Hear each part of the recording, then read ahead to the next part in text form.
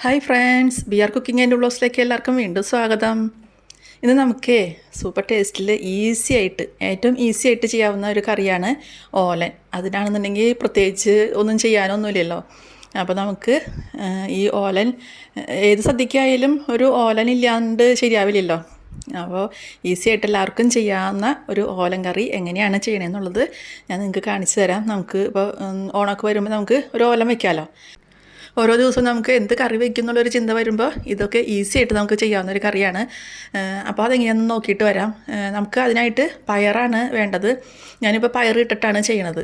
അപ്പോൾ നമ്മുടെ ഉണക്കപ്പയറുണ്ടല്ലോ, സാധാരണ ചുവന്ന പയർ, അത് കുതിർത്തിയിട്ട് ചെയ്യാം. ഞാനിപ്പോൾ കുതിർത്തിയിട്ടൊന്നുമില്ല കേട്ടോ. ഒരു 3-4 വിസിൽ വന്നു കഴിഞ്ഞാൽ അത് വെന്ത് കിട്ടും.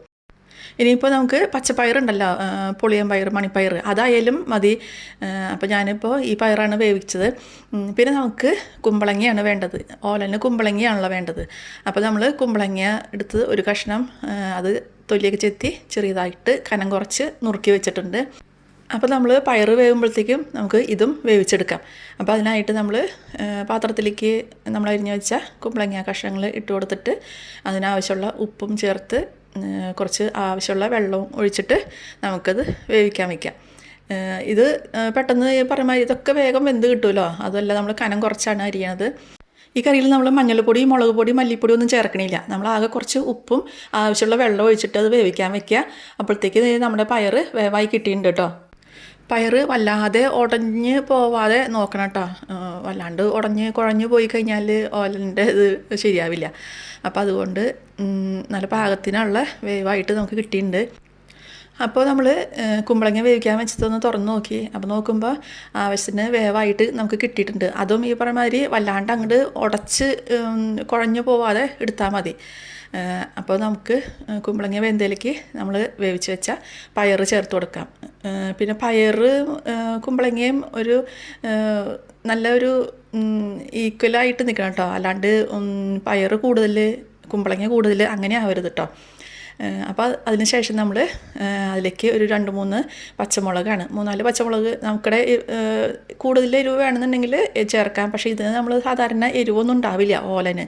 നമ്മളങ്ങനെ പയറും മുളകും എല്ലാം ചേർത്തിട്ട് അതൊന്നും കൂടി ഒന്ന് അടച്ച് വെച്ച് ഒന്ന് തിളപ്പിച്ചെടുത്തു. അതിന് ശേഷം നമ്മൾ അതിലേക്ക് ചേർക്കുന്നത് തേങ്ങാപ്പാലാണ് കേട്ടോ. ഇച്ചിരി കട്ടി തേങ്ങാപ്പാലാണ് ചേർക്കേണ്ടത്.